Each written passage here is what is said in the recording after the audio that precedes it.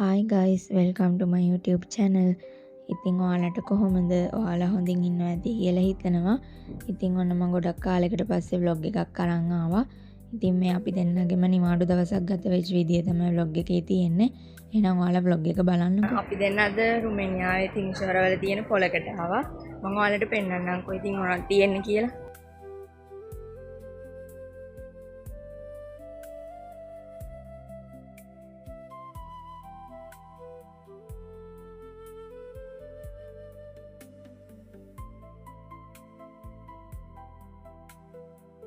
ඉතින් පොලට බඩු අරන් එන්නේ ගොඩක්ම ගම්වල වගා ගන්න කට්ටිය.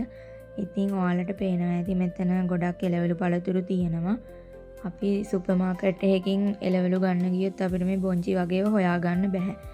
මොකද සුපර් මාකට් වල හැම එකකම තියෙන එකම එළවලු පළතුරු.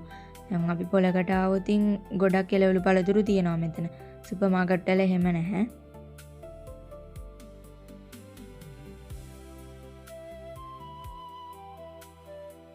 ඉතින් මේ පොලේ චීස් බිත්තර කිරි ඒවා තියලා තියෙන වෙනම පැත්තක් තියෙනවා.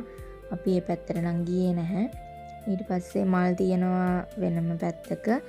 මේ තියෙන ඉතින් මල් මෙහි මල් නම් ඉතින් ටිකක් මිලයි.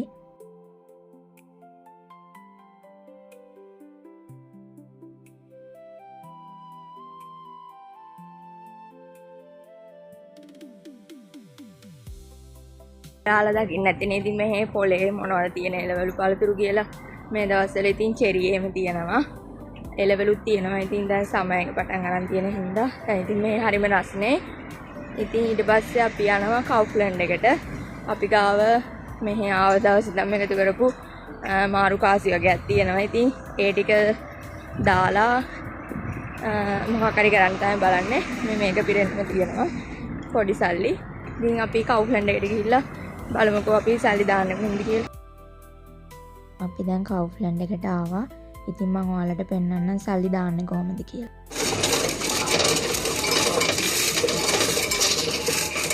මෙතන ඒ ගාන පෙන්නනවා.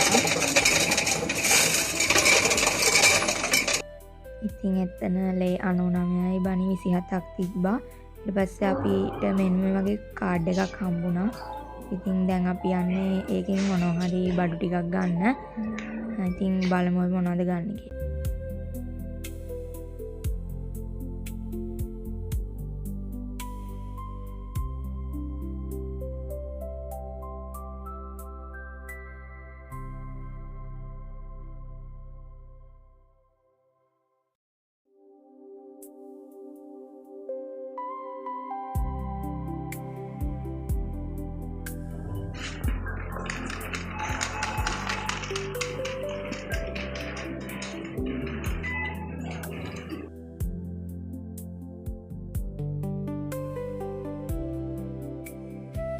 ඉතින් අපිට මේ බඩු ටික ගන්න 155ක් ගියා. ඉතින් ඊට පස්සේ අපි මට ෂැම්පූ එකක් ගන්න ඩොක්ටර් මැක්ස් එකට ගියා. ඉතින් ඒකෙත් අපිට ඩිස්කවුන්ට් කාඩ් එකක් තිබ්බ නිසා ඒකට ඩිස්කවුන්ට් එකක් හම්බ වුණා.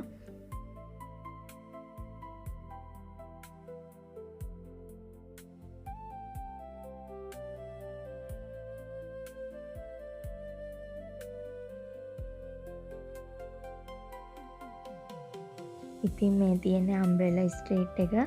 ඉතින් මේක මේ විදියට සරසන්න සමයකෙදී ඉතින් මෙහෙම සරසන්න කුඩ 1700ක් විතර අරන් තියෙනවා කියලා තමයි කියන්නේ.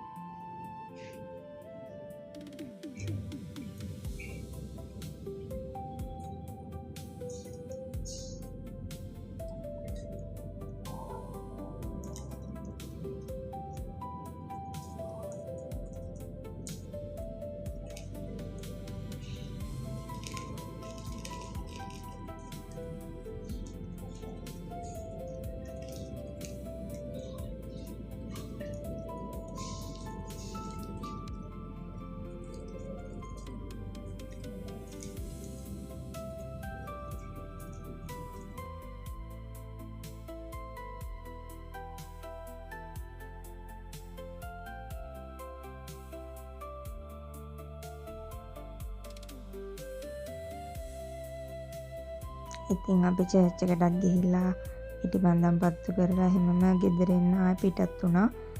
ඉතින් අදට vlog එක ඉවරයි. අපි ආයේ අලුත් vlog එකකින් හමු වෙමු. එතකන් ඔයාලා හැමෝම සතුටින් පරිස්සමෙන් ඉන්න. bye.